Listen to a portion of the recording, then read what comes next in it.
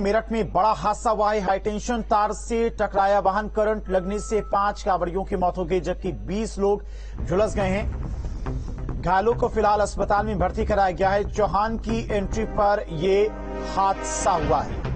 तो मेरठ में कल देर शाम ये बड़ा हादसा हुआ था, जिसमें 5 कांवड़ियों की मौत हो गई, जबकि 20 लोग झुलस गए थे। फिलहाल घायलों को नजदीकी अस्पताल में भर्ती कराया गया है।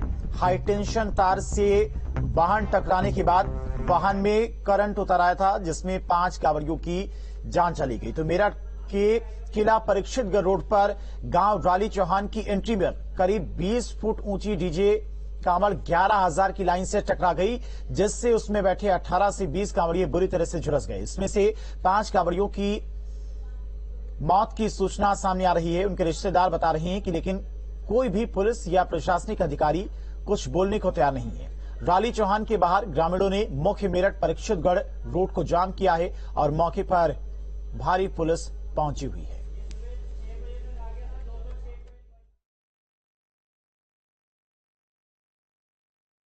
आज 7:15 के करीब रौली चौहान गांव जनपद मेरठ में जो थाना बावनपुर अंतर्गत आता है, उसमें जो उस गांव के लोग हैं वो कांवड़ अपनी लेके डीजे के साथ गांव में जा रहे थे और गांव के पास में ही वहां पे रोड के किनारे 11 kV की लाइन थी, जिसमें उनके डीजे का फ्रेम टच होने की वजह से वो लोग उससे झुलसे और उनको तत्काल हॉस्पिटल ले जाया गया। हॉस्पिटल में 10 लोगों को भर्ती करवाया गया, जिनमें से 5 लोगों की मृत्यु हुई है। 2 लोग हमारे अंडर ऑब्जर्वेशन है, जिनका इलाज चल रहा है और 3 लोग अभी सही सलामत हैं। सभी हॉस्पिटल्स में डॉक्टर्स की टीम, वरिष्ठ अधिकारी तैनात किए गए हैं और लगातार उनका पर्यवेक्षण किया जा रहा है और देखा जा रहा है कि सही तरीके से सभी का इलाज हो। और इसी खबर पर तमाम और अपडेट के साथ में मेरठ से संवाददाता अभिषेक हमारे साथ जुड़ गया। अभिषेक, फिलहाल अभी क्या कुछ आंकड़ा प्रशासन की तरफ से दिया गया, कितने लोगों की मौत हुई है और कितने लोग घायल बताए जा रहे हैं?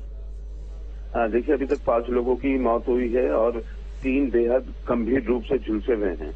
वो जल गए हैं, पूरी तरीके से जगह जगह से जल गए हैं।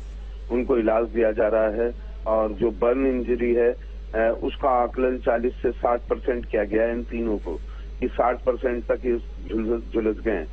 कई ऑर्गन्स, जो वाइटल ऑर्गन्स हैं, जो इम्पोर्टेंट ऑर्गन्स हैं बॉडी के, वो भी झुलसने की वजह से उनकी सिचुएशन क्रिटिकल है और बाकी लोग मामूली रूप से घायल हैं। कुल मिलाकर मांग की जा रही थी, रात से महिलाएं भी जाम लगाए हुए धरने पर पहुंच गई थी। वो जेई को, जो संबंधित बिजली घर का जेई है उसको और जो तहसीलदार है उसको, इन दोनों को निलंबित करने की मांग कर रहे थे। रिपोर्ट बना के दे दी गई है।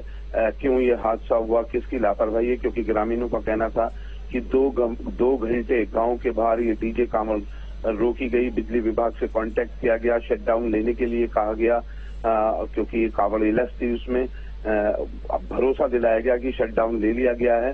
जब ये भरोसा ग्रामीणों को मिला, उसके बाद वो अंदर कांवड़ लेके गए थे। इसकी जांच डीएम ने बैठा दी है। चैत्रा वी, जो पीवीवीएनएल की एमडी हैं पावर, वो भी रात में घायलों को देखने के लिए गई थी। उनसे भी ग्रामीणों ने शिकायत की है।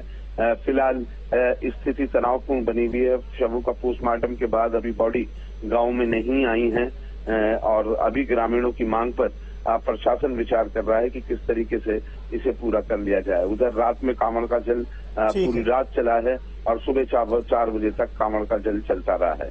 ठीक है अभिषेक, कहीं ना कहीं लापरवाही यहां पर बिजली विभाग की तरफ से देखने को मिली है। फिलहाल तमाम सारी जानकारी के लिए आपका बहुत बहुत शुक्रिया।